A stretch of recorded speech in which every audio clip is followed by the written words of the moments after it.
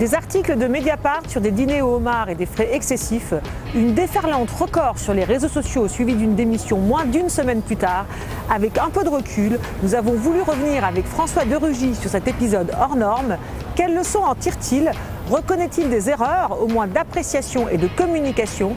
C'est ce que nous allons voir avec celui qui est redevenu simple député.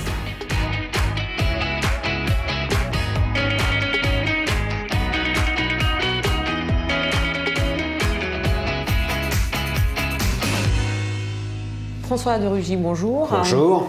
Merci de nous recevoir pour parler avec un peu de recul de ces articles de Mediapart qui vous ont fait démissionner de votre poste de ministre de l'écologie en à peine 6 petits jours, et ce, sans mise en examen, sans enquête judiciaire, comme c'est généralement le cas lors des démissions de ministres. Alors, vous allez nous expliquer, on va revenir là-dessus, mais nous, on avait une première explication peut-être, c'était l'ampleur des réactions sur les réseaux sociaux, comme le montre ce graphe de Dentsu Consulting, un pic énorme de réactions quasi instantanées le jour du premier article de Mediapart intitulé « La vie de château des époux de Rugy sur fond public ». Avec le recul, est-ce que vous comprenez l'ampleur et l'instantanéité de ces réactions ? Ouais, je crois que ce graphique montre très bien à quel point c'est totalement démesuré. Il y a vraiment eu un vent de folie qui a soufflé pendant quelques jours. Et moi qui suis habitué aux tempêtes de la pointe de la Bretagne, les tempêtes ne durent qu'un temps, ça dure quelques jours et ça retombe. C'est exactement ce que l'on voit sur le graphique que vous venez de montrer.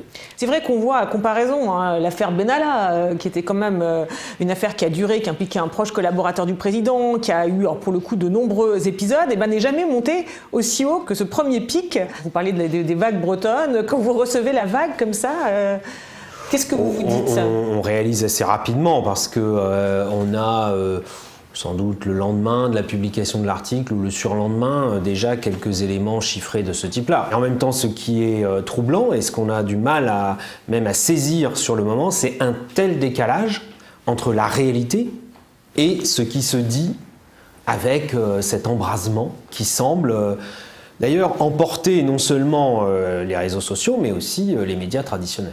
Alors quand vous dites la réalité des faits, ce sont des choses pour lesquelles il n'y a finalement, il n'y a pas eu ce qu'on disait de mise en examen, vous avez cherché à vous expliquer. Et alors ce qui est frappant aussi... Alors vous faites bien de le rappeler parce que vous savez que je croise encore aujourd'hui des gens, plutôt bienveillants d'ailleurs, et qui me disent « Et alors où en est la procédure judiciaire et l'enquête, etc. » Et quand je leur dis « Mais vous savez, il n'y a jamais eu de procédure judiciaire, il n'y a jamais eu de plainte déposée. Aujourd'hui, le parquet se saisit sur la foi d'articles de presse dans de nombreuses affaires, ça n'a jamais été le cas me concernant. Les gens sont surpris parce qu'ils sont persuadés qu'une telle ampleur donnée dans les médias à ces accusations, forcément renvoyait à des choses répréhensibles ou au minimum à des enquêtes factuelles. On a l'impression que vous avez cherché justement à vous expliquer, à vous justifier, mais c'était totalement inaudible. Avec le recul, quelles leçons vous en tirez? Avant même que l'article soit publié, quand on voit arriver des questionnements comme ceux que Mediapart a pu me poser, on devrait se dire qu'en fait, on va être en quelque sorte dans une guerre. Alors, une guerre médiatique, une guerre des mots, une guerre de la communication, que ce qui est enclenché, d'un côté, c'est un véritable combat, manifestement pour certains d'ailleurs, un combat à mort. Enfin, ce qui est souhaité, c'est la mort politique de celui qui est attaqué. Vous pensez que c'est ce que Mediapart voulait? Oui, sans doute ceux qui ont alimenté Mediapart. Et surtout, si vous voulez, qu'en réalité, à ce moment-là, tous les coups sont permis. Il n'y a plus aucune loyauté, il n'y a plus aucune règle déontologique, règle journalistique. Tous les coups sont permis. Moi, je n'ai pas perçu cela.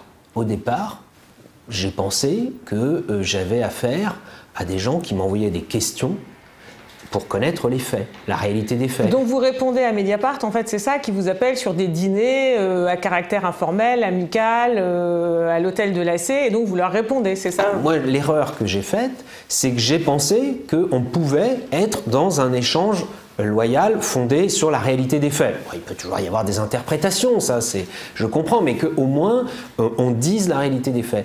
Or, en réalité, j'ai eu face à moi des gens qui avaient sans doute déjà écrit leur article, qui me posaient des questions pour ne pas pouvoir être accusé de ne pas avoir donné la parole à la défense, en quelque sorte, et qui mettaient systématiquement, d'ailleurs, c'est vérifiable, tous les éléments factuels que je donnais en annexe.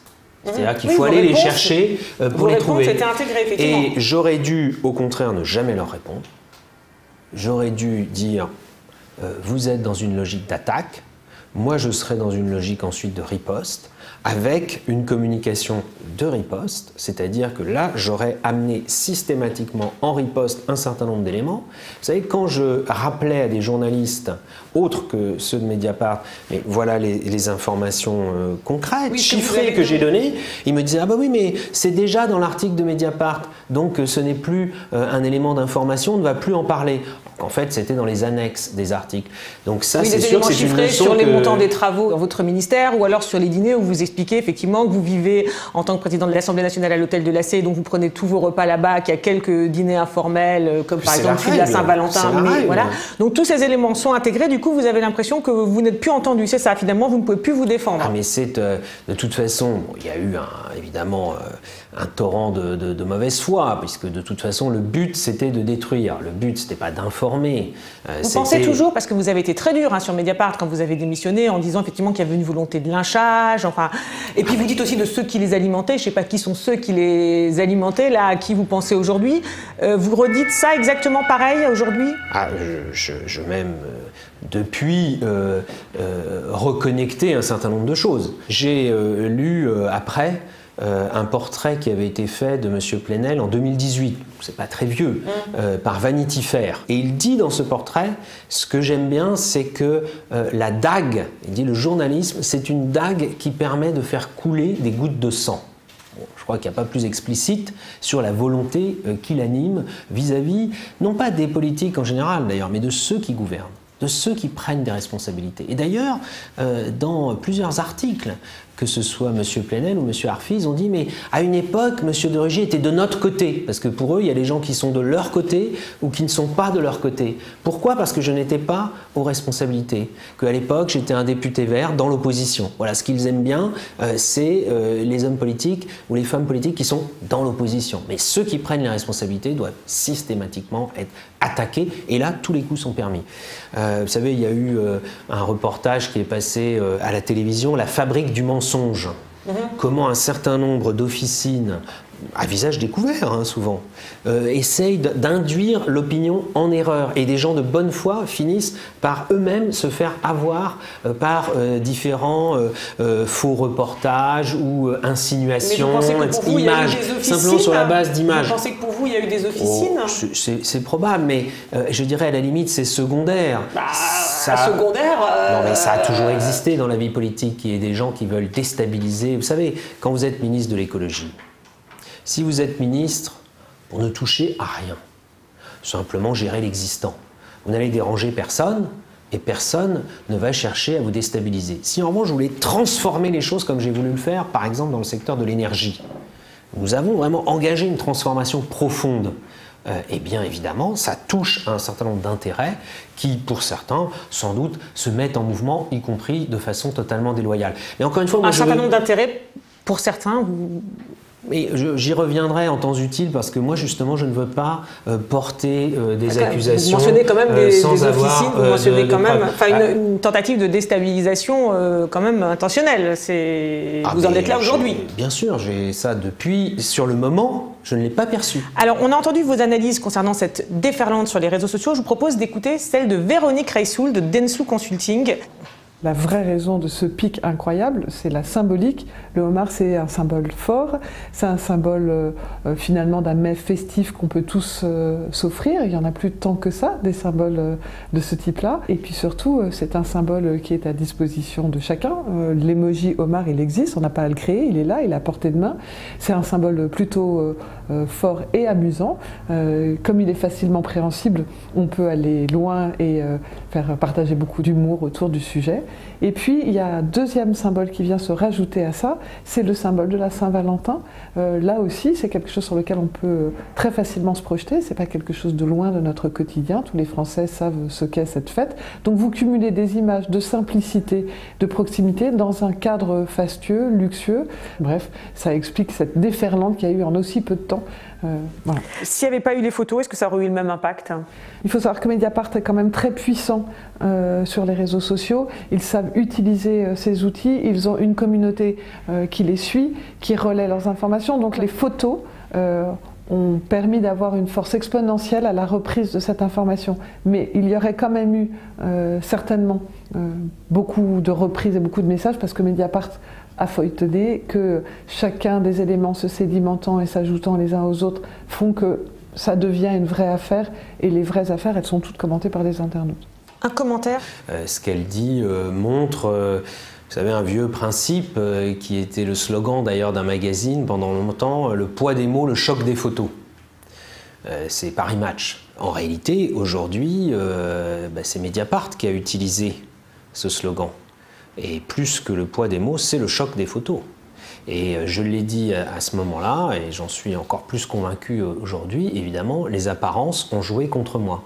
Il n'y aurait pas eu ces photos, des photos volées d'ailleurs, des photos volées dans l'intimité. Je ne serais pas une personnalité politique, ce serait très facile de faire condamner le média qui a utilisé cela. Qui a utilisé ces photos privées, et sans doute aussi la personne qui les a diffusées, si on la retrouvait. Mais là, comme je suis une personnalité politique, c'est considéré comme autorisé.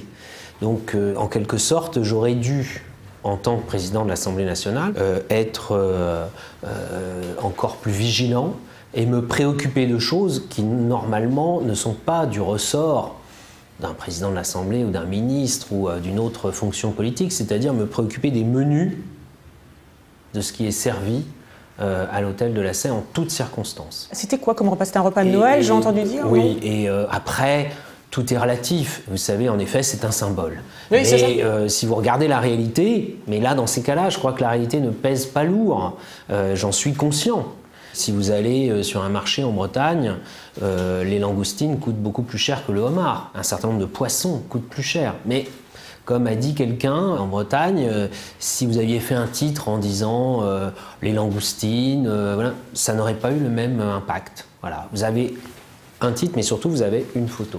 La question de fond, vous qui vous intéressez à la communication politique, à ce qu'il peut y avoir derrière, etc., aux images, justement, c'est est-ce qu'on doit juger un président de l'Assemblée nationale ou un ministre sur ce qu'il mange dans son assiette, ou est-ce qu'on doit le juger sur ce qu'il fait, par exemple, y compris sur le train de vie à l'hôtel de la Sey.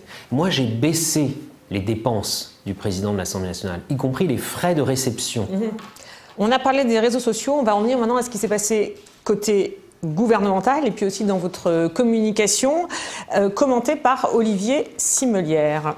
C'est quelqu'un qui ne dispose pas de réseau politique conséquent, contrairement à d'autres. C'est quelqu'un qui est passé effectivement par plusieurs partis, les Verts, qui a rejoint En Marche assez tardivement. C'est quelqu'un qui ne compte pas de soutien vraiment indéfectible. Donc fatalement, l'homme était esseulé. Là où d'autres mobiliseront leurs fans et leurs supporters pour faire bloc contre ceux qui les attaquent. Ensuite, François de Rugy a tout de suite réagi aux attaques de Mediapart, mais de manière relativement désordonnée, et surtout en donnant l'impression de suivre, parce qu'à chaque fois que Mediapart remettait un élément dans le débat, à chaque fois François de Rugy essayait d'expliquer de manière parfois un peu trop techno, un peu trop confuse, et en utilisant tous les canaux possibles. On le voyait notamment sur sa page Facebook, où il a beaucoup communiqué, sur Twitter, il a donné des interviews, mais il n'y avait rien de coordonné, on sentait qu'il n'y avait pas vraiment de stratégie, on était juste dans de la réaction émotionnelle, qui peut s'entendre, parce que quand on se fait attaquer de la sorte, fatalement ça touche l'homme, mais paradoxalement ça créait l'effet inverse, ça donnait l'impression de quelqu'un acculé et qui avait peut-être quelque chose à se reprocher. Donc ça le desservait au final. Ça vous surprend qu'à l'Assemblée nationale, on puisse être amené à servir du homard? Moi je n'aime pas ça, je n'en mange pas. J'ai une allergie, j'ai une intolérance aux crustacés, aux fruits de mer. Je n'aime pas les huîtres, je ne prends pas de champagne. Alors vous voyez, je déteste le caviar. Alors vous voyez les histoires qu'on raconte à partir d'une photo. Ça a été un élément qui a été beaucoup relayé, particulièrement. Alors ça a été sur le fait qu'il n'aime pas le caviar, mais sur le fait aussi qu'il avait une allergie aux crustacés et que peu de temps après, une photo exhumée de je ne sais où soit jetée en pâture sur les réseaux sociaux, on le voit manger des fruits de mer et des crustacés. On ne le voit pas manger en fait, on le voit pêcher. Enfin on le voit pêcher, mais on suppose que bon, l'amalgame après se fait, même s'il n'est pas en train de croquer une patte d'araignée de mer, l'amalgame en termes de perception dans le grand public, c'est il mange des fruits de mer.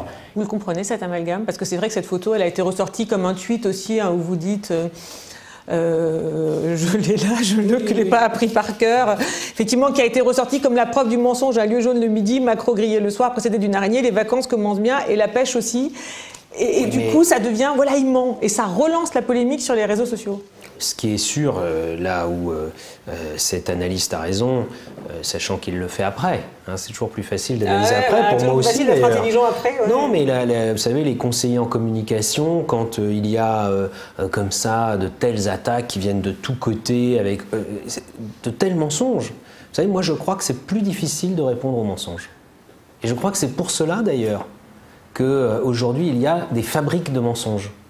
Parce que quand vous êtes attaqué sur quelque chose que vous ne comprenez même pas de quoi il s'agit, vous voyez que se défendre face à cela, c'est difficile. J'avais entendu un jour un député de Loire-Atlantique qui avait été lui-même attaqué, puis qui avait aussi suivi la commission d'enquête sur Outreau. Et quand on lui demandait mais comment ça a été possible que des gens soient emportés comme ça, il avait répondu dans la presse à l'époque, en fait, les gens honnêtes se défendent souvent mal.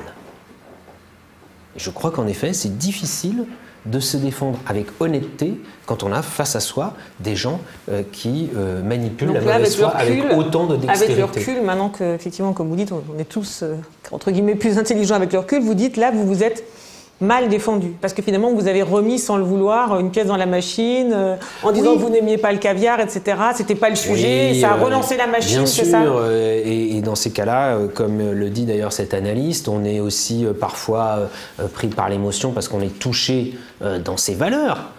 Moi, l'honnêteté, ça fait partie de mes valeurs depuis toujours. Je l'ai toujours défendu, mis en œuvre.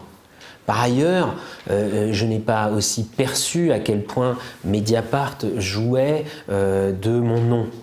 Vous savez, le titre de leur premier article, c'est « La vie de château des époux de Rugy ». Vous voyez bien que c'est tout de suite plus parlant, là aussi, château de Rugy. Donc c'est assez facile de construire une histoire là-dessus. Bizarrement, jamais aucun de ces articles n'a dit qui j'étais, d'où je venais. On aurait pu regarder mon patrimoine, c'est public. Nous faisons des déclarations de patrimoine, je me suis battu pour cela d'ailleurs. Et je ne l'ai pas dit à cette époque-là, et j'ai sans doute eu tort. Là aussi, dans ma défense, j'aurais dû à un moment donné dire aussi, voilà qui je suis.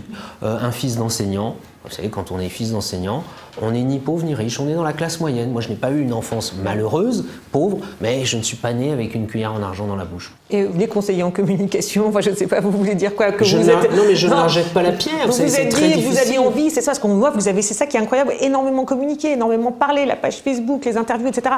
Vous aviez envie de vous justifier, et en fait, avec le recul, il aurait fallu se taire. Non, je crois qu'il aurait fallu se mettre dans un état d'esprit en se disant un peu en mode combat, comme on dit parfois. C'est-à-dire se dire, voilà, j'ai en face de moi des gens qui mènent une guerre. Donc moi, il va falloir maintenant que je sois aussi dans la même logique, en ayant une communication qui soit adaptée à ce mode combat. Alors que moi, j'ai été en quelque sorte dans le mode factuel. Je dis voilà, quels sont les faits. J'aime pas ça, et pof, sur la photo. J'ai perdu mon temps, mais vous saviez le temps que j'ai perdu à faire des réponses à Mediapart. Et concernant les soutiens, est-ce que vous partagez son analyse ? Parce que c'est vrai que le président de la République vous avait mis d'ailleurs à côté de lui, enfin derrière lui le 14 juillet. Le Premier ministre vous reçoit et vous renouvelle sa confiance, mais en même temps il vous fait venir. Il y a des doutes chez certains de vos collègues. Brune Poirson, votre secrétaire d'État, qui déclare « Je peux comprendre que ces images puissent vraiment interpeller les Français ». Donc elle aussi, elle parle des images. Marlène Schiappa, après votre démission, elle parle des nouilles qu'elle mange à son ministère. Vous avez l'impression que vous avez été peu soutenu. Ça a été un des arguments aussi ? Oui, mais vous savez, c'est difficile. Moi, je ne jette pas la pierre à ceux qui se disent aussi est-ce que ça va tomber sur moi ? Parce qu'il est évident qu'il y avait cela qui était en arrière-fond et que Mediapart jouait de cela. C'est-à-dire vous voyez bien que vous prenez la défense de Rugy, mais on va s'intéresser à vous.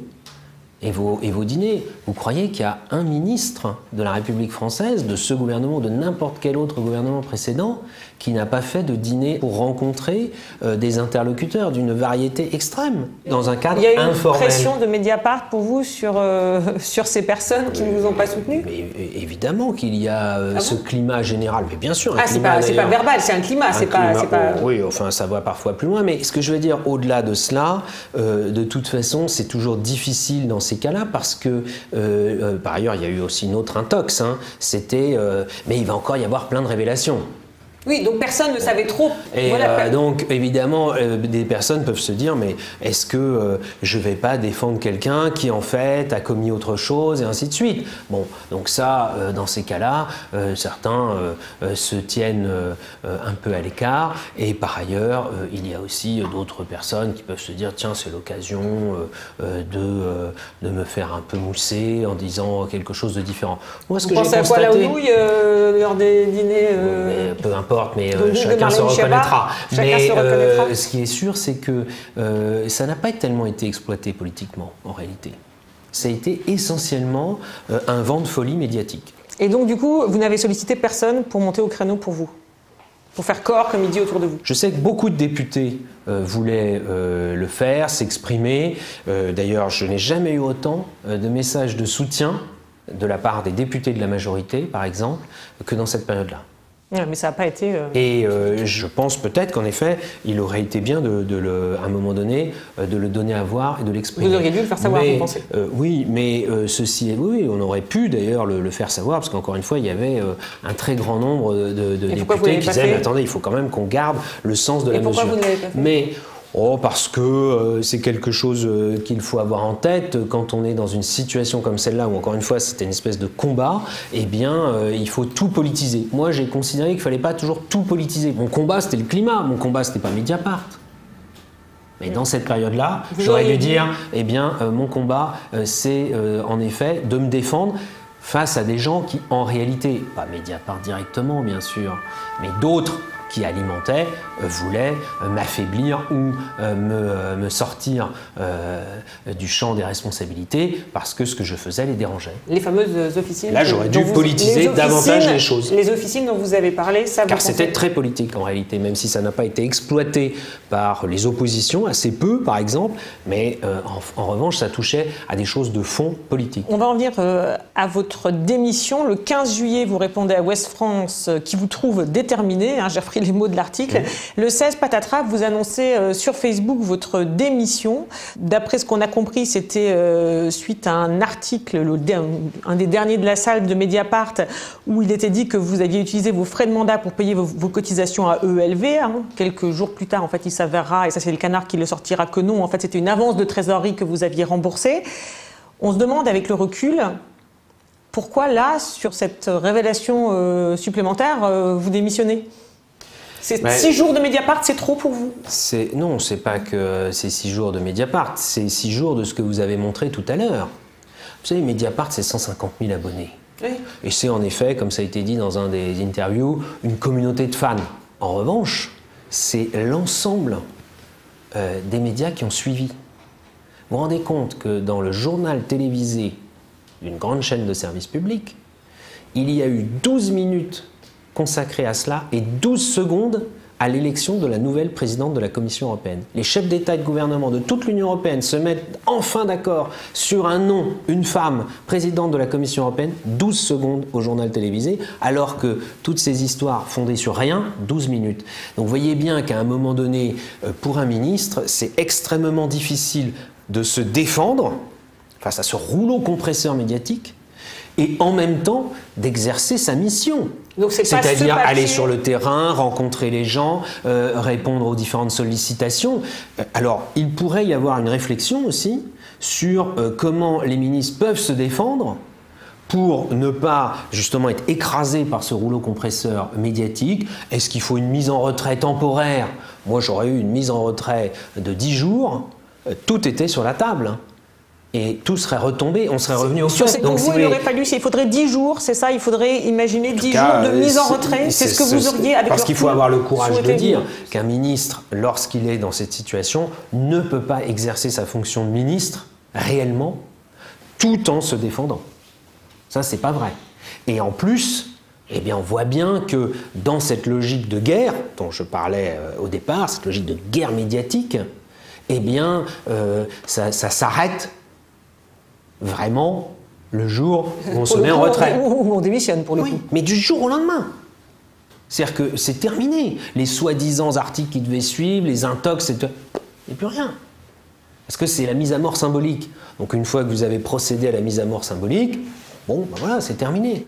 Vous savez, moi, ce qui m'intéresse, Moi, je ne suis pas justement comme ça quelqu'un qui aime les polémiques, notamment sur ces sujets-là.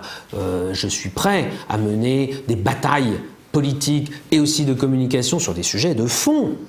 La loi énergie-climat que je faisais adopter à l'Assemblée nationale à ce moment-là et qui changeait un certain nombre de choses qui déplaisaient à certains, eh bien ça, je menais la bataille et je la mènerai. Vous voulez toujours pas nous dire à qui, selon vous, ça déplaisait. Non, mais c'est certain, c'est qui alors ? Je dirais les choses de façon Comme vous en parlez, je repose la question à chaque fois, mais bon, d'accord, donc à certains.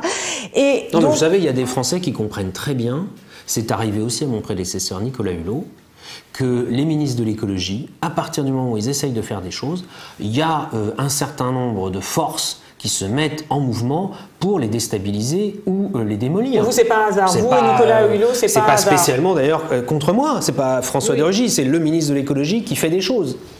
Pour terminer, je vous propose d'écouter une petite intervention très courte de Véronique Reissoult, la suite sur le sujet. Ce qui est terrible dans cette histoire, c'est que les erreurs de com qui ont été faites étaient des erreurs sincères.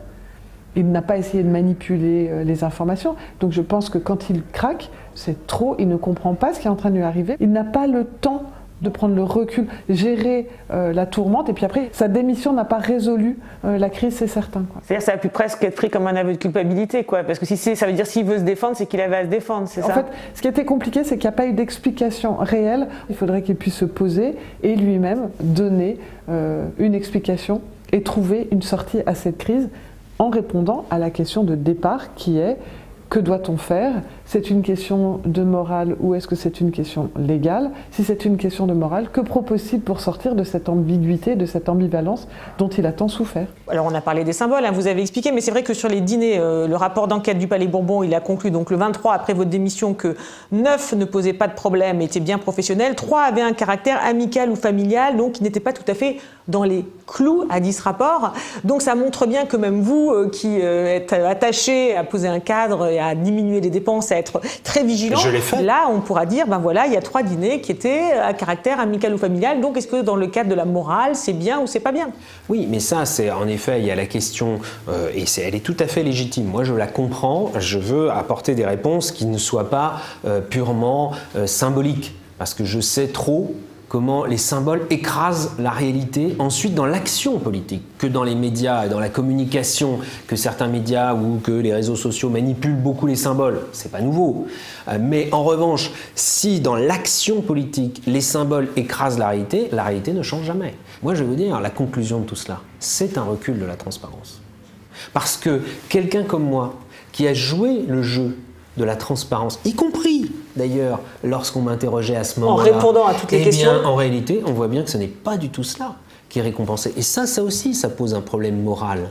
C'est-à-dire qu'en réalité, moi je crois que ce qui s'est passé en juillet dernier, ça a été un recul qui ne se verra pas tout de suite, bien sûr, mais un vrai recul dans la transparence et dans la capacité à regarder les choses, justement en toute transparence, mais aussi en toute honnêteté. C'est-à-dire, est-ce qu'un président de l'Assemblée nationale, comme un autre haut responsable politique, par exemple, ne doit plus avoir de logement de fonction ? Oui, c'est une question en tout cas qui s'est posée. La question est posée, mais à ce moment-là, on y répond de façon concrète. Pourquoi il y a un logement de fonction ? C'est parce que tout simplement, on est appelé à tout moment à l'Assemblée nationale, dans l'hémicycle parfois. Ça, à ce moment-là, on peut en parler, mais il faut en parler tranquillement. Tranquillement, vous n'avez pas une proposition symbolique en disant non, plus de logement de fonction, etc. Parce que pour vous, c'est du symbole et ça ne résout pas le problème. Moi, je sais qu'à titre personnel, si j'en avais la possibilité, en effet, je préférerais ne plus, à l'avenir, aller dans un logement de fonction. Voilà, mais vous n'en tirez pas de conclusion politique, si on a bien compris.